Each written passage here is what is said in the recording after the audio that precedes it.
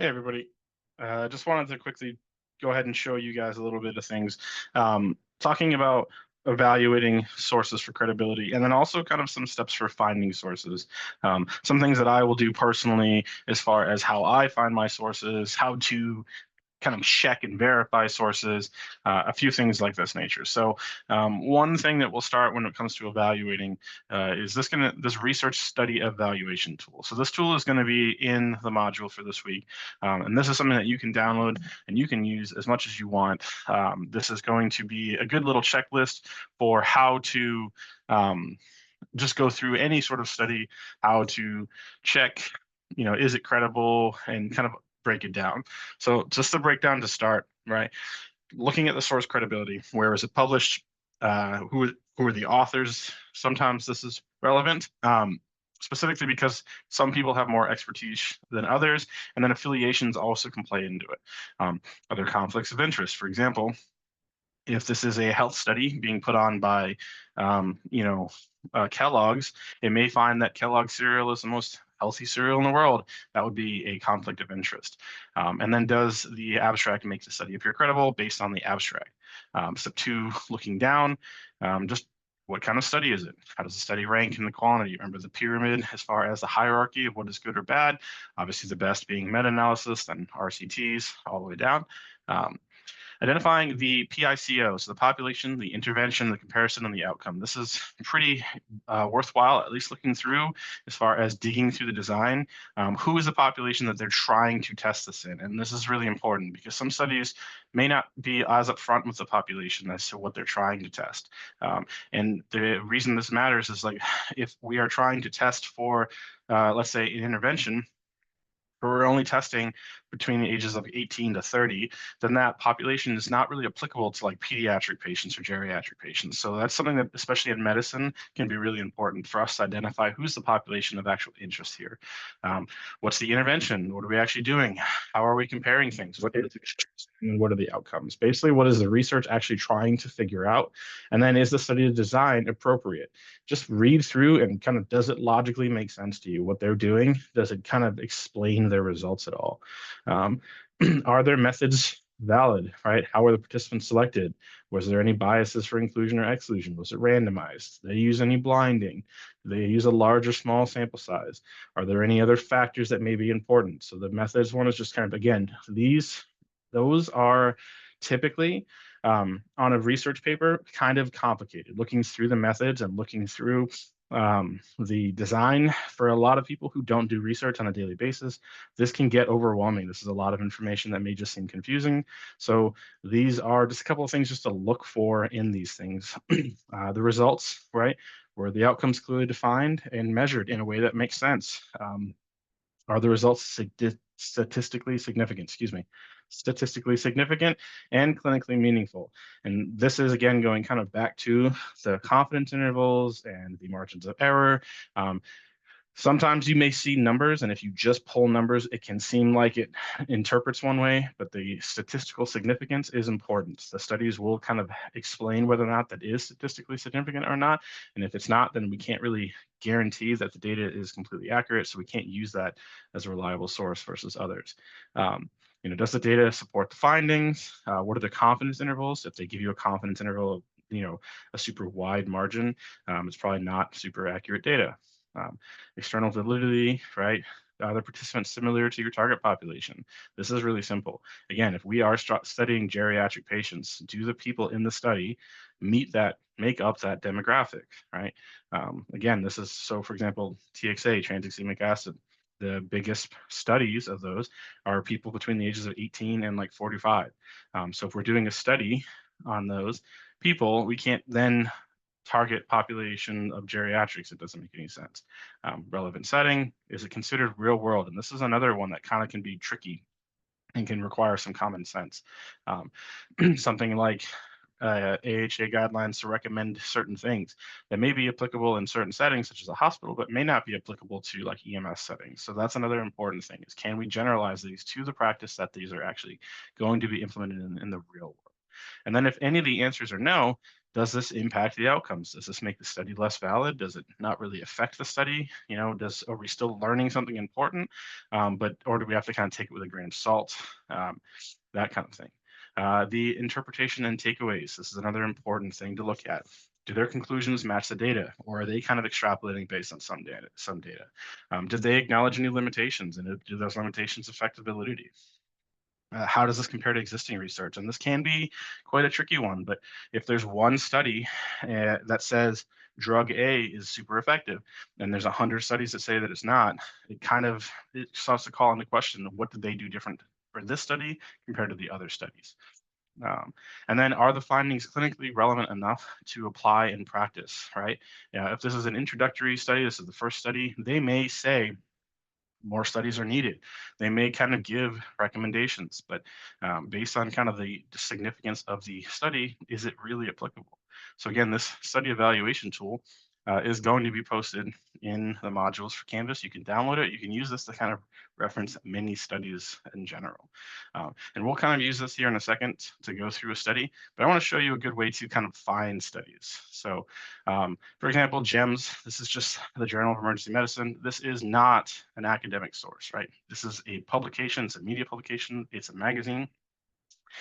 It's mostly an entertainment value kind of thing. However, they do often post things and they put stuff out here. So, for example, one of the things that they do are pre-hospital institute literature reviews. This is actually a pretty interesting place to find studies and just kind of keep up with studies that are existing. However, this is not the source. So, scrolling down, taking a look through here. All right. Let's just take a look at, I don't know. This, right? Exertional heat stroke. Are we cool enough? This is a retrospective observational study of patients of running events. Okay. So this is a study. This is the GEMS kind of what they interpreted the study to be. This is great. It's kind of a cool synopsis, but basically this should be your starting point. This is a good way to be like, oh, this is an interesting study. Maybe I'll look into this more myself. Because based on this, they're kind of summarizing a retrospective study. So what we can do to find the more information on the study is we can just take this specific title and we can just Google it. We'll search Google for study. Boom, the first thing that pops up is Science Direct. We'll click on Science Direct. Here we are. This is a Science Direct. This is the study. This is a brief report. So, right, again, going back to our credibility, where is this journal published? It's published in the Journal of Emergency Medicine, not GEMS, the magazine, but the Journal of Emergency Medicine. This is a credible peer-reviewed resource. So this is a fairly credible study. The authors, we can look into these people, but I can see one's a medical doctor, one's a medical doctor. So they may have some relevance and you can look into those people.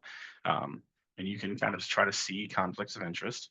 But as you scroll through this, this is a pretty thorough study. There's a lot of stuff here, and to scroll through all of it, in particular, if we were to view the PDF and look at the entire study, this is a 10-page study with a lot of information in here, a lot of charts, a lot of data. This can be kind of complicated to study, so we'll just break it down.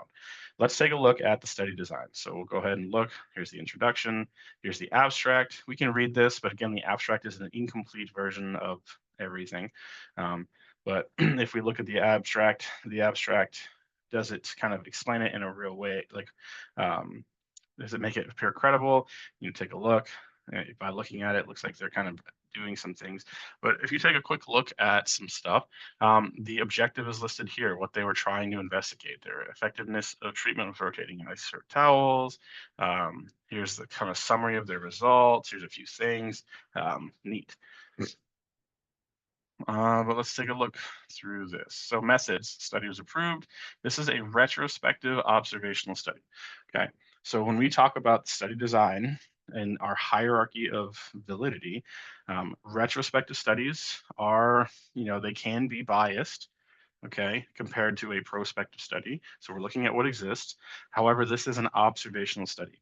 So this is means there is no control group, right? We're just kind of observing things that happen. So this is not a meta-analysis. This is not a randomized control style. And therefore, this falls in the middle of that hierarchy. Now, this doesn't mean that this is not a valid and useful piece of information. It just means that this may not be perfect. This may not be exactly what we need. So that is something to consider, right? Results. And so look at the study design. So let's go ahead and find this is here. Um, they've looks like they viewed a couple of different running events, and they are looking basically at the thing. Let's see. They explain who the participants are, right? 18 years or older who receive medical care between these years with a defined body temperature. And then we're looking at outcomes. This is how they define their outcomes. And this is their statistical methods. But now we know our population, right? 18 years and older, all runners. We know the time frame. We kind of know their criteria. So this is something that we can do to find sources, and this is kind of something we can evaluate these sources.